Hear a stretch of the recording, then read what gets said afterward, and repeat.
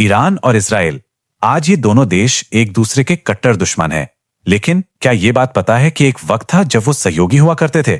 जी हां, सहयोगी। यही वो विरोधाभास है जो आज के मिडिल ईस्ट के पॉलिटिक्स को समझने के लिए बहुत जरूरी है, और हम इसी की तह तक जाएंगे। आज जब भी ईरान और इजराइल का नाम साथ में आता है तो मन में क्या आता है? यही ना कि एक अमेरिका का पक्का दोस्त है और दूसरा उसका सबसे बड़ा दुश्मन। लेकिन कहानी हमेशा से ऐसी नहीं थी।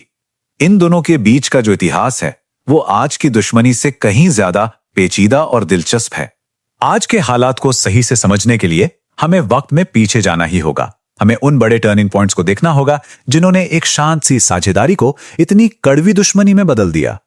तो सबसे बड़ा सवाल यही है, आखिर ये दोस्ती से दुश्मनी का सफर तय कैसे हुआ?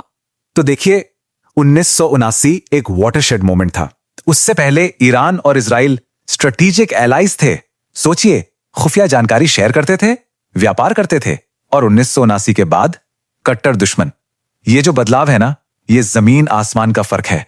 अमेरिका के साथ मिलकर काम करने से लेकर एक दूसरे का खुलकर विरोध करने तक। इस पूरे संघर्ष की जड़ों को समझने के लिए चलिए सबसे पहले आज के इजराइल की शुरुआत को देखते हैं। इजराइल का बनना कोई एक दिन की घटना नहीं थी। इसकी शुरुआत 19वीं सदी के अंत में जायोनिस्ट मूवमेंट से हुई। फिर 1917 में ब्रिटेन के बेल्फोर डिक्लेरेशन से इसे और बल मिला, और फिर दूसरे विश्व युद्ध में हुए होलोकॉस्ट की भयानक त्रासदी के बाद एक यहूदी राज्य की मांग दुनिया भर में और तेज हो गई।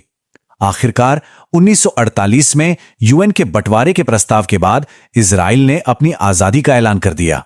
इस जीत ने एक नए देश के तौर पर उसके वजूद को तो पक्का कर दिया, लेकिन साथ ही इसने दशकों तक चलने वाले एक बड़े क्षेत्रीय संघर्ष की नींव भी रख दी। चलिए अब कहानी के दूसरे और शायद सबसे अहम हिस्से की तरफ चलते हैं, ईरान। यहां पर सिर्फ एक घटना ने पूरे इलाके का समीकरण हमेशा हमेशा के लिए बदल कर रख दिया। जरा 1979 से पहले की दुनिया की कल्पना कीजिए। उस वक्त ईरान पर पश्चिम समर्थक शासक शाह मोहम्मद रजा पहलवी का राज था, और उस दौर का ईरान न सिर्फ एक अलग जगह थी, बल्कि वो उस क्षेत्र में इजराइल के सबसे बड़े पार्टनर्स में से एक था। यही वो साल है 1979, जब आयतुल्लाह खुमैनी के नेतृत्व में इस्लामिक क्रांति हुई।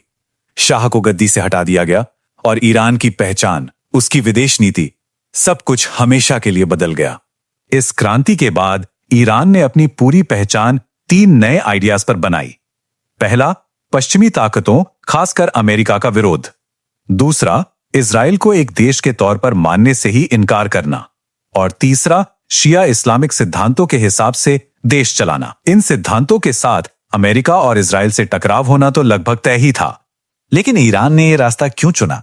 इसे पूरी तरह समझने के लिए हमें इस्लाम के अंदर के एक बहुत गहरे और लगभग 1400 साल पुराने बंटवारे को देखना होगा, सुन्नी और शिया का बंटवारा।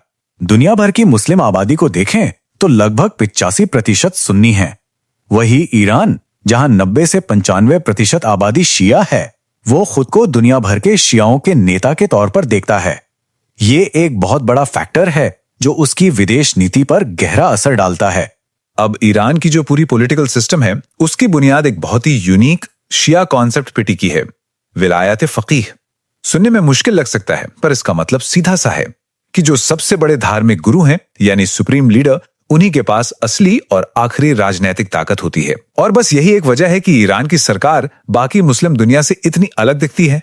लेकिन ये कहानी सिर्फ धर्म की नहीं है। ये जियोपॉलिटिक्स, नेशनल आइडेंटिटी और सत्ता की असली हकीकतों की कहानी भी है।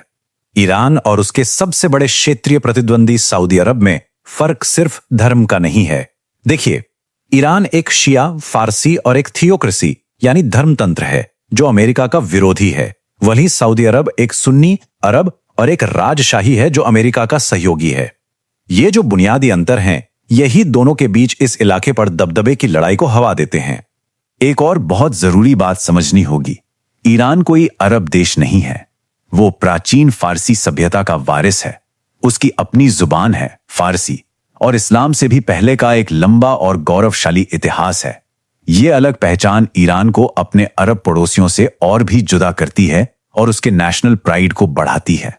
तो सवाल उठता है कि बाकी बड़े मुस्लिम देश अमेरिका के साथ क्यों हैं? देखिए, सऊदी अरब के लिए ये तेल और सुरक्षा पर टिकी दशकों पुरानी पार्टनरशिप है। मिस्र और जॉर्डन जैसे देशों के लिए अमेरिका से मिलने वाली फौजी और आर्थिक मदद उनकी स्थिरता के लिए बेहद जरूरी है। मतलब ईरान के उलट इन देशों के लिए ये आइडियोलॉजी से ज्यादा प्रैक्टिकलिटी का मामला है।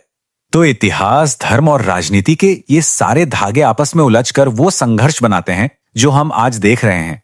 इस मुश्किल समीकरण में अमेरिका का रोल बहुत बड़ा है। उसकी पॉलिसीज 3 मुख्य बातों के बीच बैलेंस बनाने की कोशिश करती हैं। 1, इजराइल की सुरक्षा को यकीनी बनाना। 2, ईरान को परमाणु हथियार बनाने से रोकना। और 3, किसी भी एक ताकत को पूरे मिडिल ईस्ट पर हावी होने से रोकना।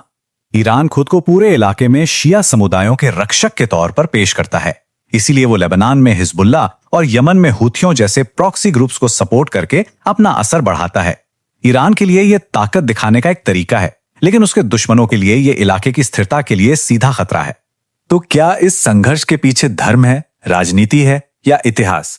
जैसा कि हमने देखा, इसका कोई सीधा साधा जवाब नहीं है। ये असल में इन तीनों का एक उलझा हुआ जाल है और ये हमें एक आखिरी सवाल पर लाकर छोड़ता है। जब किसी जगह पर राष्ट्रीय पहचान, धार्मिक विश्वास और जियोपॉलिटिकल ताकत इतनी गहराई से आपस में गुंथे हों, तो क्या वहां कभी स्थायी शांति मुमकिन है